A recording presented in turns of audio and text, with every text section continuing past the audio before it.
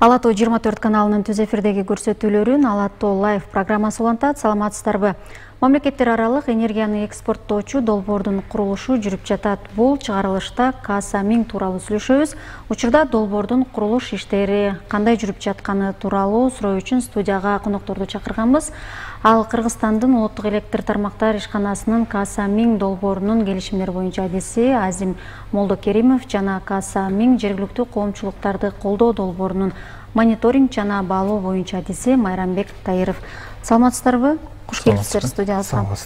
Алгач суроону Азим мырза сизге узатайын. Мына Каса Миң долбоорунун алкагында ошол Каса Миңдин курулушу биздин өлкөнүн аймагында жүрүп атат деп маалыматтар, сүрөттөр, буга чейин маалымат каражаттарында чыгып келатат. Бүгүнкү күндө курулуш кайсы деңгээлге жетип калды? Саламатсыздарбы? Эфирге чакырганыңыздарга чоң рахмат.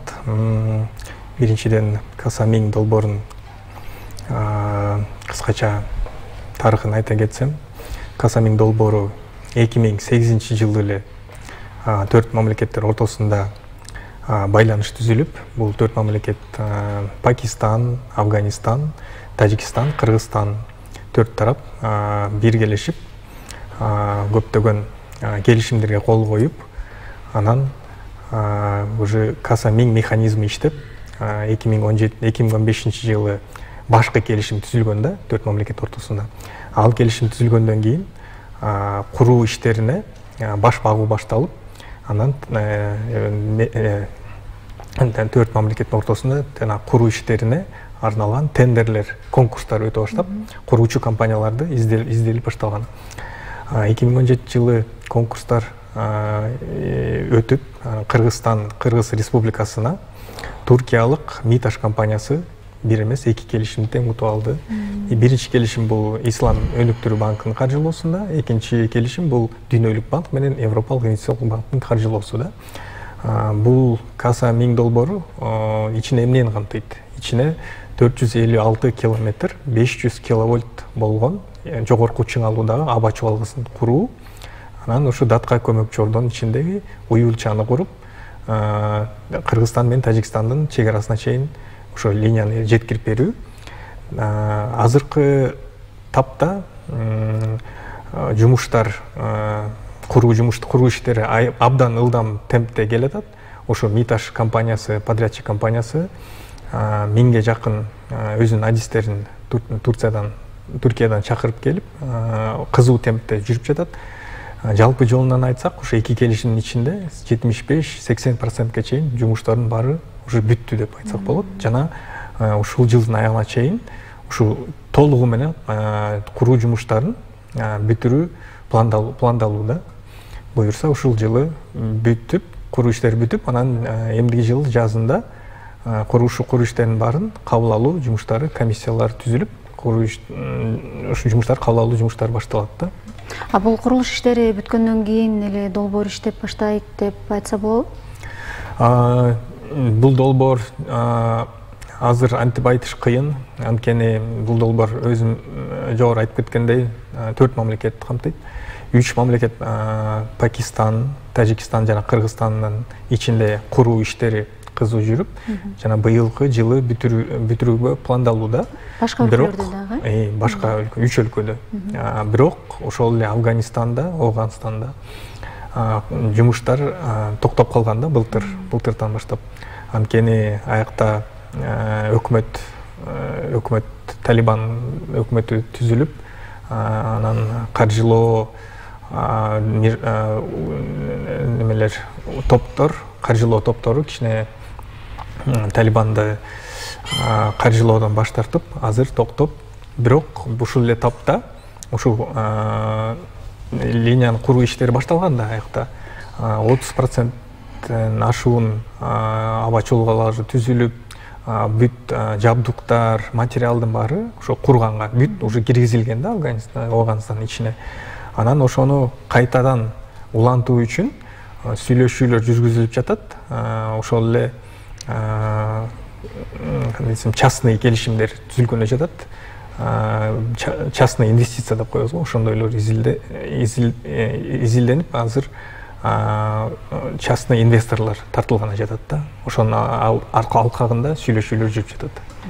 Жакшы, анда Майрамбек мырза, сизден сурайын. Бул Касамин долбооруна сиздердин катышыңыздар кандай? Эмне жумуштар аткарылып атат сиздердин линияңыздарда?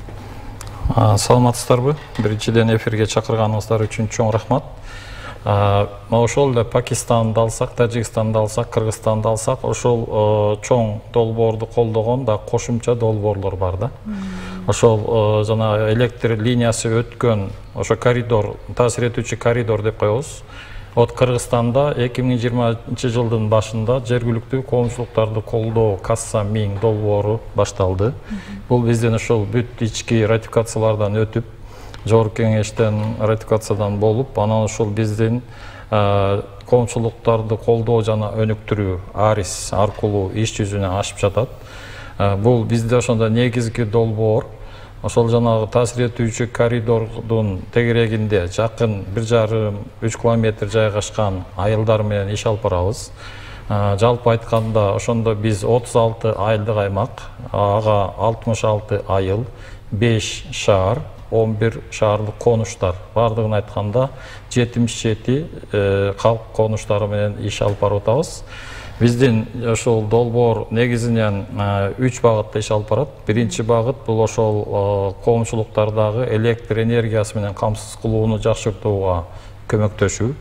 Экинчиси социалдык инфраструктураны жакшыртууга көмөктөшүү. Үчүнчүсү ошол конкурстук негизде утуп алган экономикалык же болбосо бизнес пландарды каржылоо. Ошол 3 багытта иш алып барабыз. Анан ошол биз Касаминде НЭСК менен ошондой эле областтык, райондук электр тармактары менен тыгыз иштешебиз. Азыр биз ошол 1А компоненти деп коебуз, бул электр энергиясын жакшыртуу боюнча иш алып барганда 2 этап менен иш алып барып атабыз. Биринчи этабыбыз мына аягына чыгып калды. Баткен областында азыр 7 айылда иштер аяктаса, биз ошол жерде иштерди бүтүрсөк, анда биринчи этап толугу менен бүтөт. Бул деген сөз биз 52 айылда ошол азыркы учурдагы электр энергиясын жакшыртуу боюнча иштерди бүтүрдүк.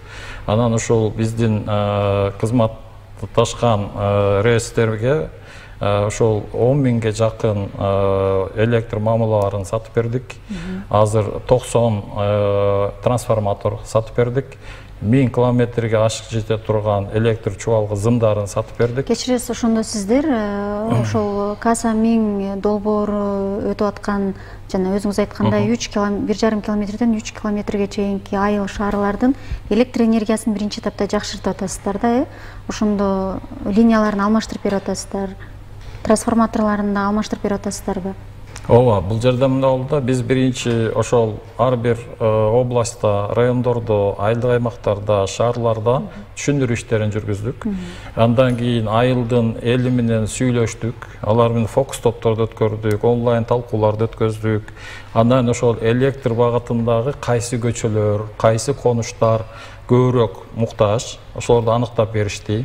Андан кийин рестин өкүлдөрү менен кездешип, ошол кайсы жерге канча трансформатор коюлат, кайсы трансформатор алмашат, кайсы мамы алмашат, канча зым тартылат, ошонун баарын аныктап, бизге ошол электр тармактары өзүнүн тек спецификациясын, тизмесин бекитип бергенден кийин, АРИС ошол Дүйнөлүк банк тарабынан бекитилген сатып алуу процедуралары негизинде ошолордун баарын сатып, анын сатып алып берип, кайра эле ошол рейстерге өткөзүп бердик.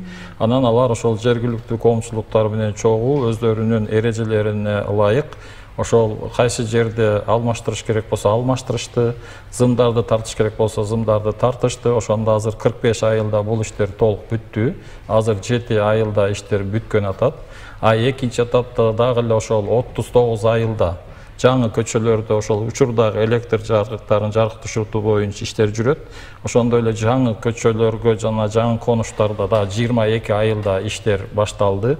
Кудай буйруса, булар да ошол жылдын акырына чейин бүтүп, ошол жалпысына ошол 77 айылдын көптөгөн көчөлөрү жарык берүү системасы жакшырат. Анан ошол үйдөгү электр приборлорун алып көрөбүзбү же башкалар, ошондордун дагы иштөөсү жакшырат. Өчүүлөр, авариялар да ошол көчөлөрдө азайып калды. Ошол багытта иш алып барып атабыз. Бул ошол электр энергиясына байланышкан иштер да. Жана экинчи, анан үчүнчү багыт боюнча кантип? Экинчи, үчүнчү багытты алып көрсөк, бул жерде биринчи негизги долбоор биздики $11 миллион жалпы суммасы. Бул грант деп айтканбыз. Грант деп Кыргызстанга ошол коомчулукка бул грант түрүндө берилет, алар кайтарбайт. Мындан сырткары жана ковид башталганда 2020 жылдын аягында ушул эле долбоорду кошумча каржылоо проектиси ачылды. Ал жерде 21 миллион. Бул эки долбоордун алкагында биз азыр Түштүк областындагы бардык айылдык аймактар менен, бардык айылдар менен, башкача айтканда 191 жергиликтүү коомчулук менен иш алып барып атабыз. Сиздин сурооңузга кайтып келе турган болсок, ошол экинчи багытта биз социалдык инфраструктураны жакшыртуу боюнча, ошол мектептерди алып көрөлү, бала бакчаларды алып көрөлү, жолдор, ирригация, анан дагы алыскы айылдарда жашаган балдардын мектепке келип кетиши үчүн мини автобустар, кээ бир айылдар болсо ошол таштандыларды чыгара турган атайын техникалар, анан Баткенде жанагы күрүч көп болгондуктан комбайн, кайра иштетүүчү ушундай техникаларды алып бергенге дагы көмөктөштүк. Азыр 60га жакын ошондой чакан долбоорлор иш жүзүнө ашты. Үчүнчү багыт бул ошол элдин кирешесин көбөйткөнгө багытталган экономикалык чакан долбоорлор же болбосо бизнес пландар. Ошолорду дагы ошол долбоорлордун алкагында каржылап баштадык да. Алар кандай долбоорлор болушу мүмкүн? Эми инфраструктураны жакшыртуу багытын алып көрсөк, бизнес болсо, мисалы үчүн ошол эле Баткенде өрүк көп да. Анан ошол жаңы технология түзүп, азыр ошол өрүктү жерге түшүрбөй терип ала турган технологияларды азыр колдоп атабыз. Андан кийин килем боюнча бир иштерди жандандыруу боюнча иштер жүрүп атат. Анан жанагы мөмө жемиштердин ширесин кайра иштетүү боюнча иштерди, андан кийин дагы бир өтө сонун бир комплекс салынган атат. Бул ошол күрүчтү туура тазалап, туура сактап, ошондой логистикалык борборго окшогон ушундай долбоорлор биздин ошол үчүнчү багыттын алкагында каржылоо алдында турат. Азыр биз бир 2-3 чакан долбоордун сатып алуу процесстерин бүтүрүп атабыз. Жалпы план боюнча бизде бир 100дөн ашык ушундай чакан долбоорлор Кудай буйруса колдоого алынат. Ушу 3 облусттан, 3 област. Баткен, Ош, Жалал Абад. Баткен, Ош, Жалал Абад. Чоң рахмат. Азим мырза, сизден кайра эле сурайын. Быйыл курулуш аяктайт деп айтып атасыз. Жазында дагы бир долбоор башталат атасыз да. Толугу менен, мисалы Афганистандагы ошол курулуш дагы өз нугуна түшүп калса, Касамин долбоору качан иштеп башташы керек? Долбоор эми Кыргыз Республикасында быйыл куруу иштери бүтсө, буюрса. Анан жок, мен айтып кетет турган нерсем бул жазга чейин ошол бүткөн, толугу менен бүткөн иштерди кабыл алууда. Анткени ага дагы комиссиялар түзүлөт. Аба чолгасы аябай чоң болгондуктан 456 километр чакырымда түзөт. Аны баарын басып, сапаттарын текшерип, ар бир тирөөчтүн сапатын, жанагындай эле зымдарды туура ийилиндүү, туура эмес кылымдуу, ошондой неме багытта иш жүргүзүлөт да. Анан эми жалпы жонунан алып кетсек, Кыргызстан менен Тажикстандын энергия системасын бириктирип турган ушул аба чолгоуда, бул аба чолгону биз ишке киргизсек болот, бирок сатып алуучуларга жеткизип бере албайбыз. Анткени Афганистанда куруу иштери токтоп калган. Ушул иштери жандангандан кийин Афганистанда куруу иштери бүтүп, ийгиликтүү бүтүп, анан Каса-1000 долбоору толугу менен текшерилет да. Толугу менен текшерилип, эгер ийгиликтүү текшерүү иштери ийгиликтүү аяктаса, анан уже экспорттоо этабына өтүп, ошондон кийин башталат. Бул эми азыркы мезгилде 25-жылга деп пландалууда, общий толугу менен ишке киргизип Каса-1000 долбоорун. Мына ошол Каса-1000, жана сиздер айтып кеткендей, Кыргызстан менен Тажикстанда өндүрүлгөн электр энергиясы Пакистанга, Афганистанга сатууда максаты. Анан бизде мал менен электр таңкыстыгы жаралып атат да. Ушундай учурда анан тартыштык болуп калган учурда эмне болот? Бизде кандайдыр бир милдеттенмелер барбы Кыргызстандын? Ооба, Кыргызстандын сөзсүз милдеттенмелери бар. Жана генералдык жалпы келишим деп айтпадымбы 4 мамлекет ортосунда. Ал жерде бүт процедуралар жазылган, механизмдер бар жазылган, ошол жерде эле электр энергия сатуу боюнча өзүнчө график түзүлгөн да. Ал жерде минималдуу жана максималдуу, ортомчу ар бир мамлекет, Кыргызстан менен Тажикстан өзүнүн шартына жараша минималдуу түрдө электр энергияны берсе болот. Эгер бере албаса, ошондой эле үчүнчү тараптан ошол эле экспорттоо каралганда бул келишимдин ичинде. Биз бере албасак, мисалы үчүн Тажикстан биздин ордубузга бере алат. Болбосо ошол эле жакын арада Казакстан же башка мамлекеттерден үчүнчү тарап болуп электр энергияны бере алат. Бирок ошол эле мезгилде бизге транзитке, биздин ушу Каса-Миң долбоорунун объектин колдонгон үчүн бизге транзитке акча төлөнөт да. Негизи жылы бою берип туруш керек. Жалпысынан айта кетсем, электр энергиянын жылы 15 жылга негизи расчеттолгон бул проект, долбоор. Анан айта кетчү нерсе, эң негизгиси биз электр энергияны только жайкы период, жайкы сезондо эле беребиз. Кышкы сезондо өзүңүздөр билгендей биздин өзүбүздүн колдонуучулар электр энергияны аябай көп колдонобуз. Ошондуктан кышында берилбей калабыз. Баа маселесин да сурагым келип атат да. Канча сомдон сатылат экспорттогондо? Азыр ошо келишимдердин аркасында 9 цент бул Пакистанга, 9,11, анан 8,11 бул Афганистанга да. Эң негизги сатып алуучу бул Пакистан болуп эсептелет. Анан ушул эле тарифтин ичинде канча зат, мисалы үчүн куруу иштерин үчүн канчалаган инвестициялар колдонулса, ошонун баары 15 жылдын ичинде кайра кайталым келинет да. Кайталым келинет. Андан сырткары жанагы коомчулукту колдоо ошол эле 15 жылдын ичинде 0,1 цент бул коомчулукка колдоо каралган. Башкача айтканда, ошол эле эксплуатация учурунда 15 жылдын ичинде биз коомчулуктарды, ар бир жергиликтүү коомчулуктарды кандайдыр бир финансалоо механизмдер түзүлүп, ошол түшкөн акчаларды биздин коомчулукка тартууласак болот да. Ошол мисалы 2025 жылы иштеп баштаса, андан ушу сатылып баштагандан кийин 0,1% ошол жергиликтүү элге түшөт. 0,1 цент. 9-11 цент болсо, ошонун ичинен 0,1 центи ар бир киловатт саатка эсептелген да электр энергия. Ошонун 0,1 центи ушу жергиликтүү коомчулукту колдоо немесине каралган да. Сиз айтып кеттиңиз да, 15 жылдын ичинде ошол Дүйнөлүк банктагы, Ислам өнүктүрүү банкы да каржылап атат деп айтып атасыз да. Ушулар салган акча толугу менен кайтарылат. Андан тышкары 5-15 цент болуп, бул биздин электралык станциялар тапкан акчасы да өзүнүн кирешеси болот. Жалпысынан алганда аябай чоң 15 жылдын ичинде чоң акча түшөт да.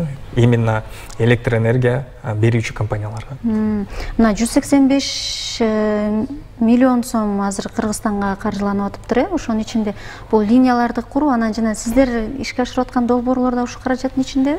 Биздин долбоор буга тиешеси жок, бул акча каражатына.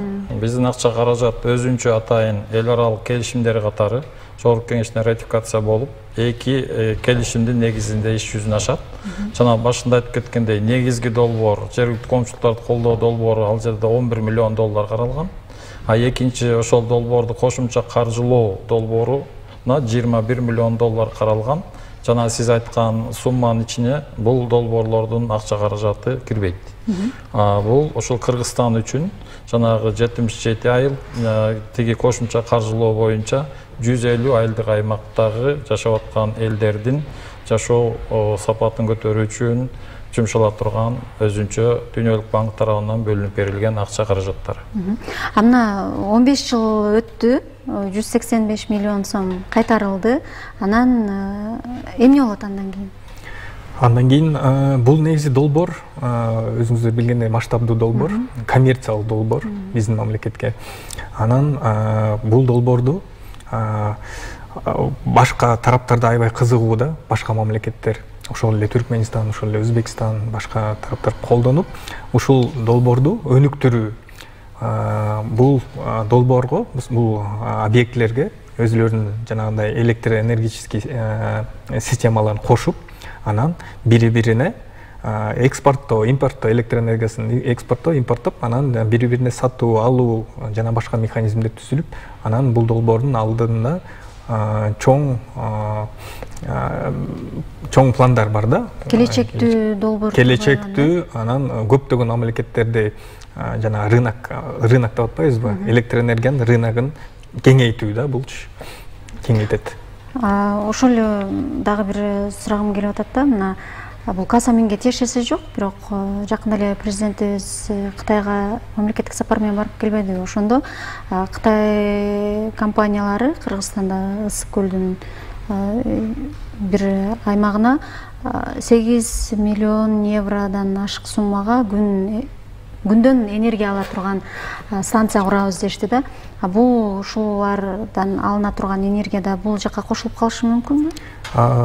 Сөзсүз түрдө бул жерде же суудан гана алынган энергия кошулуп сатылабы бул Касамиңде? Бул азыркы коюлган уже келишимдерге азыркы уже иштеп жаткан электростанциялар кирген. Мындан сырткары башка генерациялар пайда болуп, ошондой эле күн системасынан болбосо башка шамал, ар кандай генерациядан пайда болгон энергия, мен жана айтып кетпедимби, үчүнчү тарап болуп колдонулса болот да. Ал сөзсүз түрдө эле Кыргызстан өзүнүн жана гидроэлектростанциясынан эле берүү эмес.